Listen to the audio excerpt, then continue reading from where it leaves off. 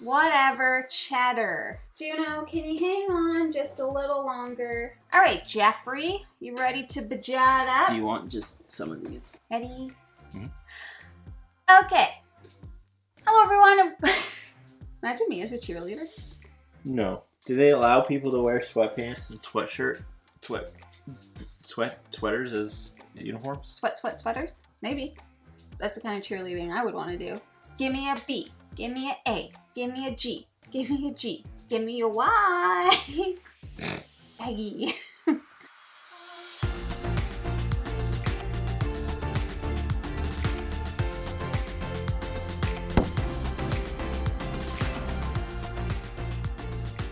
Hello everyone and welcome back to Foster the Meeple, a channel all about board games and baja.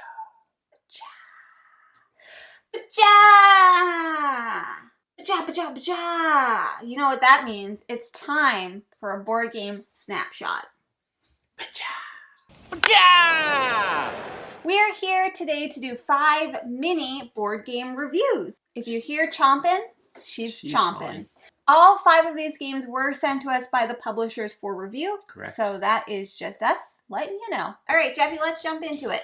First up from Brexwerx Games, we have Holotype. Rat. Mesozoic, North America. Rat. What? No, we're good. What? Holotype, Mesozoic, North America. Rat. And this portion of the video was sponsored by Brexwerx Games, so thank you to Brexwerx for that. Rat. Holotype is a light strategy worker placement game for 2 to 5 players, and ultimately all you are doing in Holotype is producing holotypes. What? You are collecting fossils from different eras, Jurassic, Thoracic. I can't remember. There's multiple eras, and I'm just not remembering what they're called. Jurassic is definitely one. Jurassic is definitely one of them. Not only that, but also different dinosaur types. So like herbivores or carnivores and that sort of thing. Mm-hmm. So all of these objectives have different types of dinosaurs that they are after that you have to produce holotypes for. Mm-hmm. And holotypes, I think, are some sort of like publication. That's the theme behind it all, is you're producing publications about these dinosaur types. And you are just competing over these worker selection spaces and trying to complete those objectives. It's very straightforward, but it has a worker placement mechanic similar to the Grande worker in viticulture. Yeah. But you actually get your worker back. So if you place your worker, and there's 3 different worker types. So you always start with your field assistant as well as your archaeologist. Yeah. And then eventually you will unlock a 3rd worker type depending on how you play the game. That's called your grad student.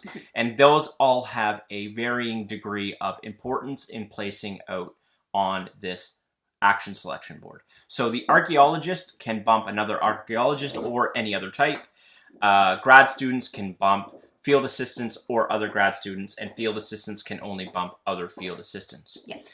So ultimately, there's only 2 things you're doing on your turn. You're placing out a worker to take the action, or you're recalling your workers.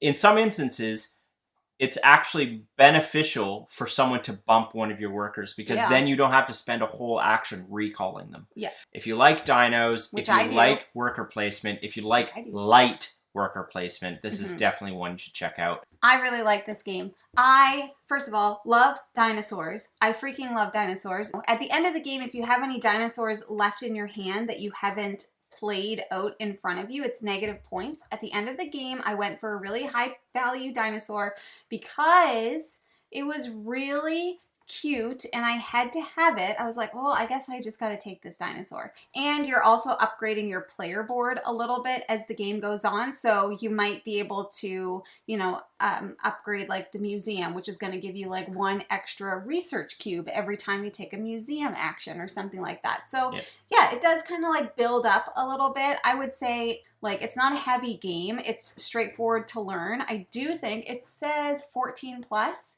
I think that you could probably play it with kids that are a little bit younger than that. I would say maybe around like 10. I was going to say like 9. Yeah. We don't really know anything about kids, though. So to be fair, That's we don't know. Anyways, if you love dinosaurs, definitely I would recommend to check this out. I personally really enjoyed it. Yeah. Right. Let's switch things over to something that's not about dinosaurs. Let's talk about Inkling. Inkling is from Osprey Games. We've already said it, but yes, they did send this to us for a review, so thank you to Osprey Games for that. Inkling is a word deduction style game that is so unique. It was probably one of the most unique word type games that I've played. I played this. Jeff hasn't played it, but he did watch us play it. Played it. We played this at our game day this past weekend, and basically in this game, everybody is going to get one card that has a list of 6 different words on it. Those words are going to have different points. So there might be a couple of short words that are worth 1 point, medium-sized words worth 2, and then one long word worth 3 points. On your turn, you are going to be getting these ink cards. The ink cards are just letters. That's what they are.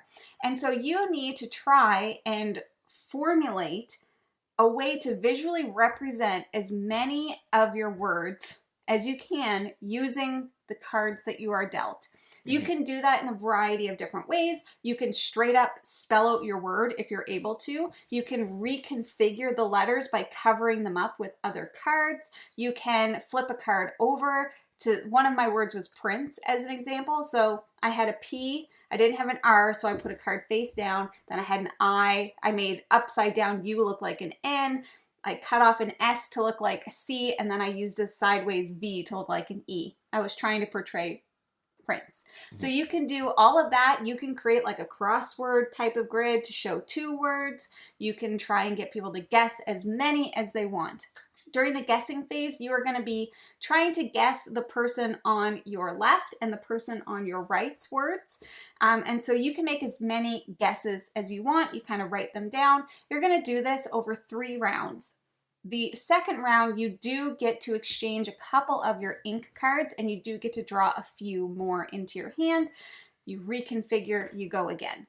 The way that the game is scored is however many guesses that I get right from the person on my left and the person on my right, I will score points for those. And then however many that they guessed of mine, I will also score, because you're scoring both on your guessing ability and your clue giving ability. It is brain burning. Like, we were literally, some of us were standing there just being like, I don't know. I don't know what you're trying to tell me. I do not know what you're trying to tell me, because it's so abstract, because you're trying your best to work with what you have. It's just, I really enjoyed it. I actually enjoyed this so much more than I thought that I would. I don't know if this is like your type of I don't game. know. I was, so I guess people might be like, why didn't you play? Well, I was going to get food, so they set it up to play, and again, this normally isn't the type of game for me, so I was happy just to sit it out and let them play and go grab pizza. But I was watching them play it, and I was like, oh, I think I actually would like this. There was one word out that was addiction, and I couldn't get it at all. Like, I was trying to just play on my own, and I went over to our friend and was like, what's that word? And he showed me, and I was like, nobody's gonna get that. And they did, and I'm like, how? Like, that's crazy. But then there was other things that were up, and I'm like, I know what that is immediately. It's very much like, sometimes you just catch something, and you're like, oh, I see it. Yeah. It's almost like an optical puzzle, just as much as it is like a word puzzle. Yeah, 100%. And like, it's so interesting because you're like, this is perfect. No way they don't get this. There's no way. And then people start looking at it and they're like, what? And you're like, how do you not see this? It clearly says Prince. Yeah. How do you not know that? So anyways, I am hosting a game night at work this Tuesday, and I am going to be taking this with me because I just think that it is it's a great word game. It plays up to 6 players, 3 to 6 players. It's relatively quick. It's only 3 rounds. So I'm excited to play more of this. I was pleasantly surprised by it. Next up from Kosmos Games, we have The Adventures of Robin Hood. And this one was sent to us from Kosmos a long time ago. And we just got around to playing it. However, let me tell you something. I absolutely am adoring this game. Big time. This might be the most easy access to a game I've ever experienced. For learning. They basically get you playing immediately. There are a few games that do that, and I always appreciate when that's the case, but this one felt really smooth. So this is the storybook. And just like in most campaign scenario-based games, it is guiding you through the entirety of the game. This is all you are using. You start in this book with the rules. It's not even really rules. It's basically grab these components and start playing. We will walk you through everything, and they do. It's like a choose-your-own-adventure, scenario-based board game. Yeah. And you are playing as Robin Hood and his pals. Merry men. Basically. In Robin Hood, you are essentially playing out on this map of Nottingham Forest plus Castle. It acts kind of like an advent calendar. So you are moving around this map, following the storybook, following the scenarios. It's giving you objectives, and you're moving your pieces around this board and flipping these advent-esque tiles in order to uncover secrets or benefits, to unlock other types of dialogue that's in the book, etc., all to achieve that scenario's objective. What's really neat in this game is the movement. So each character has 4 different meeples. 2 of the meeples are just your standard meeple that you would see in pretty much any game, but the other 2 have long little butts on them. Long butts. And so it would be like a long butt and then your meeple, and then a shorter butt and another meeple. And ultimately, in order to move around in this game, you are putting them adjacent to each other in a line they have to touch in order to get from point A to B. And you basically have to stop at the end of that line, no matter where you are. If it's a location that you're touching, then you can interact with that location. If it's not, you can't. There's guards all around this map, so if you're middle of running to this area and you're stuck in the daylight and there's a guard that flips, you are noticed and you will get arrested, basically, and you are knocked down, and then you have to do things in order to get out of that situation. It's really awesome. Robin Hood is usually in each scenario, at least in all the ones that we've played. Yeah. Jamie has played as Little John and Maid Marian, and there's also Will Scarlet. There's a bit of a bag builder element to it, so ultimately when you take actions, you're pulling these discs out of the bag, and it's going to tell you whose turn it is at that time, whether it's the guards, whether it's Robin Hood, whether it's Will, whether it's whoever. Again, I biasly love Robin Hood, so to get to experience a story like this is super cool. Yeah, there's like NPCs that you can interact with on the board, and they kind of like tell you their secrets. And the longer you take to do things, more likely you are to fail, essentially. Like there's a timer mechanic because like people are losing hope. Next up from Burnt Island Games, we have Fall of the Mountain King, which is the prequel to the Hall of the Mountain King, which is the prequel to the Mall of the Mountain King. So the Fall of the Mountain King is, in essence, an area control game.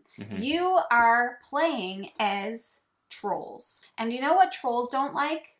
Freaking gnomes. They don't like gnomes. Okay, they hate them. So in this game, you are playing as trolls, and you are going to have kind of like a home base on this map.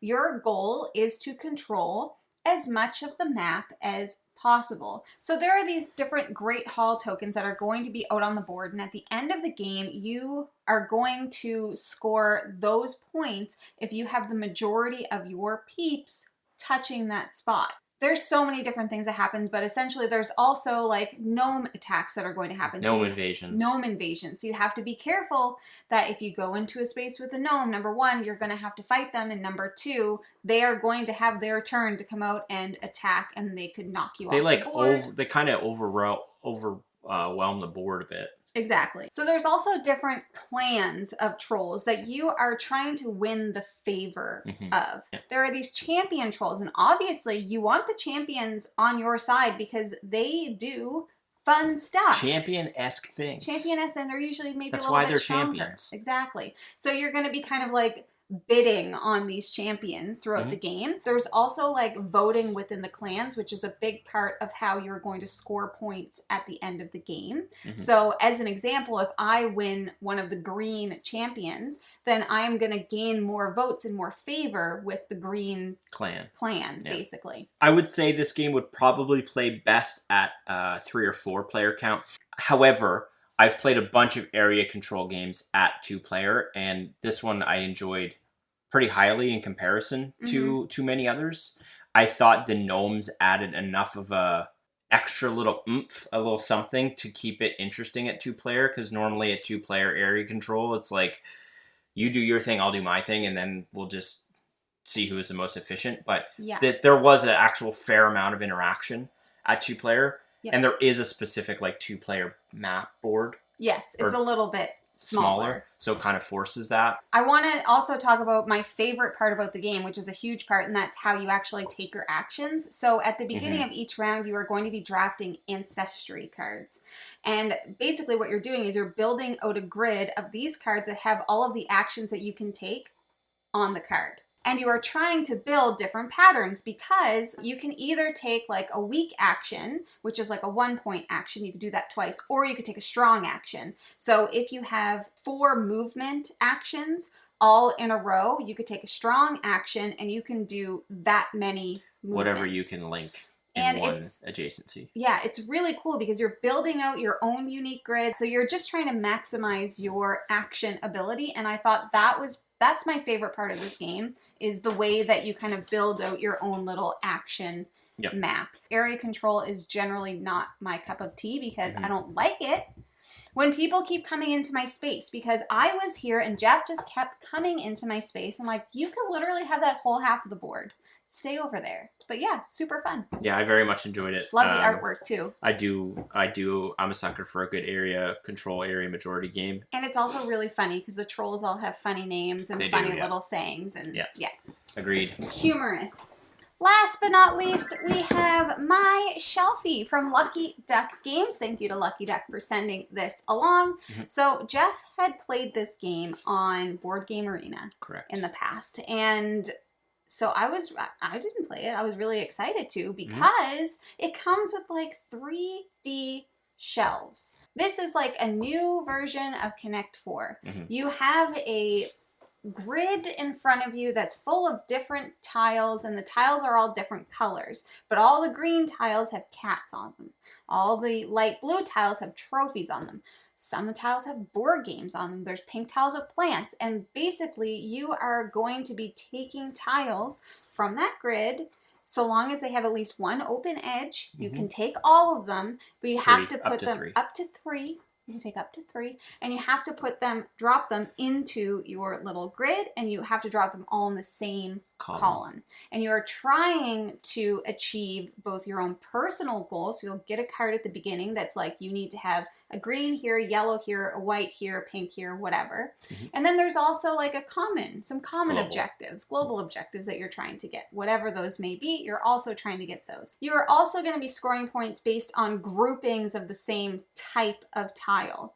Now, what's really interesting is, like I said, that board where you're pulling tiles from is going to be full, and you don't refill it until there's only 3 tiles left. So you're kind of under 3. Yeah. So you're kind of getting limited with the tiles that you're able to pull.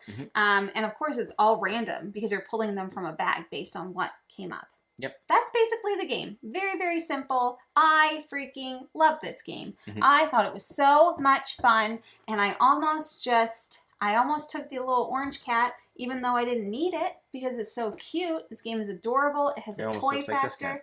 Yeah, it's actually this one. This orange one here. If you have people in your life that you are trying to get into board games, I think this would be a very good one to bring out. 100%. Because most people know what Connect 4 is, and this game adds a little bit more board gaminess to that game. Yes. With the objectives, with the global objectives, with the tile drafting that you are doing, not drafting, but the tile taking that you're doing, it gives it a little, it gives the Connect 4 mechanic some board game meat that I think a lot of people would resonate with. They would understand it and enjoy it enough to be like, Okay, let's do this a little bit more. And I'm very excited to introduce this to a few friends of mine. even if you are like deep into the hobby, I like love this game. This is a fantastic filler game. I would be happy to play this anytime. If you Great coffee game. Great coffee game. If you'd like to test it out, it is on BGA. How does it play on BGA? Very good. I had no issues with the UI. But I would say it's really fun to play in person because you actually get to drop it in. It's super fun. Agreed. That is my Shelfie from Lucky Duck Games. And those, whoa. And those are 5 more games that we've been playing recently that we wanted to share with you. Now, if you're interested in buying games like any of the 5 that we talked about today, you should first start by checking your friendly local gaming store. And for us, that is... the Boardroom Game Cafe. Yes, it is. Do you like snacks? I do. You sure do. Where would you find snacks? Munchpad. $5 cheaper with our code. We don't get anything from that, by the way. It's just for you. It's just a fun gift for you. It is. Nifty gifty. A nifty gifty, some might say. So thank you all so much for watching. If you like what you see, Please subscribe. we hope to see you again soon. And now we say goodbye. Goodbye. Later days.